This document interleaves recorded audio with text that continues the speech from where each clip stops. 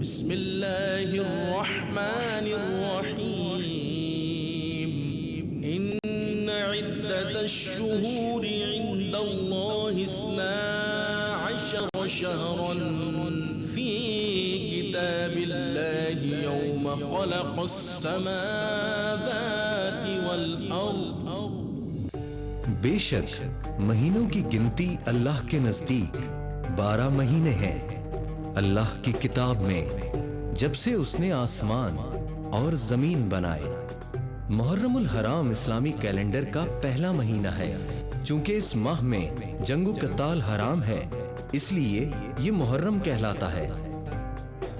محرم الحرام ان 4 مہینوں میں سے ایک ہے جن کی حرمت کا ذکر قرآن پاک میں ہے۔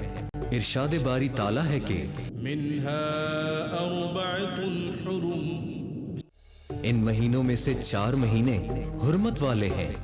ان خاص مہینوں میں سے سب سے پہلا حرمت والا مہینہ محرم الحرام ہے، جبکہ باقی رجب المرجب، ذیقعدہ اور ذی الحج ہیں۔ یہ تمام مہینے اللہ تعالیٰ کے ہاں بہت زیادہ قابل احترام ہیں، اسی لیے اسلام سے پہلے بھی ان مہینوں کا احترام کرتے ہوئے لڑائی جھگڑے اور جنگ و قتال سے منع فرمایا گیا تھا۔ محرم الحرام میں سب سے زیادہ فضیلت یوم عاشوراء یعنی 10 محرم کو حاصل ہے۔ اس دن تاریخ انسانیت کے بہت سے اہم واقعات رونما ہوئے اور انبیاء کرام کو اعزاز عطا فرمائے گئے۔ یوم عاشوراء 10 محرم الحرام کے اہم واقعات۔ یوم عاشوراء کے دن اللہ تعالیٰ نے حضرت آدم علیہ السلام اور حضرت حوا رضی اللہ تعالیٰ عنہا کو پیدا فرمایا۔ اسی دن حضرت آدم علیہ السلام کی توبہ قبول ہوئی۔ اسی دن حضرت نوح علیہ السلام کی کشتی کو کنارہ ملا اور آپ نے شکرانے کے طور پر روزہ رکھا اور دوسروں کو بھی روزہ رکھنے کا حکم دیا۔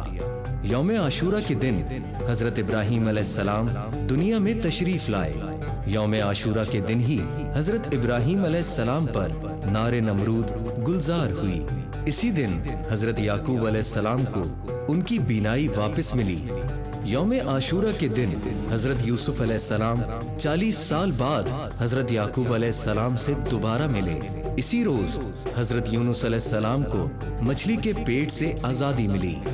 یوم عاشوراء کے دن حضرت سلیمان علیہ السلام کو بادشاہت ملی۔ 10 محرم کے دن حضرت عیسیٰ علیہ السلام کو آسمان پر اٹھایا گیا۔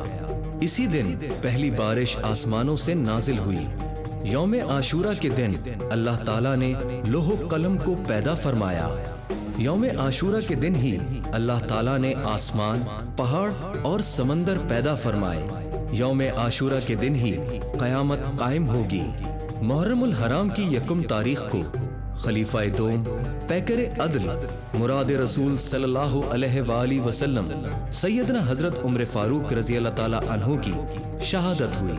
محرم الحرام کی 10 تاریخ کو جگر گوشہ بطول نواسہ رسول صلی اللہ علیہ وآلہ وسلم جنت کے نوجوانوں کے سردار امام عالی مقام سیدنا امام حسین رضی اللہ تعالیٰ عنہ کو شہادت عظمیٰ ملی اور آپ کے رفقا نے بھی آپ کے ساتھ کربلا میں جام شہادت نوش فرمائی۔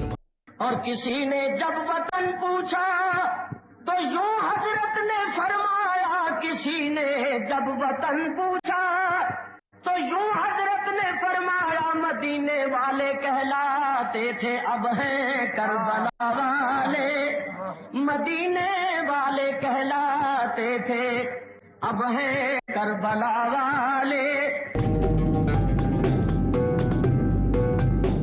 محرم الحرام کے نفلی عبادات و وظائف۔ حضرت عبداللہ بن عباس سے روایت ہے کہ حضور نبی کریم صلی اللہ علیہ وآلہ وسلم نے فرمایا کہ جو شخص عاشوراء کے دن یتیم کے سر پر شفقت و محبت سے ہاتھ پھیرے گا تو اللہ تعالیٰ اس کے لیے یتیم کے سر کے ہر بال کے عوض 1 درجہ جنت میں بلند فرمائے گا۔ عاشوراء کے روز غسل بیماری سے بچاؤ کا سبب ہے۔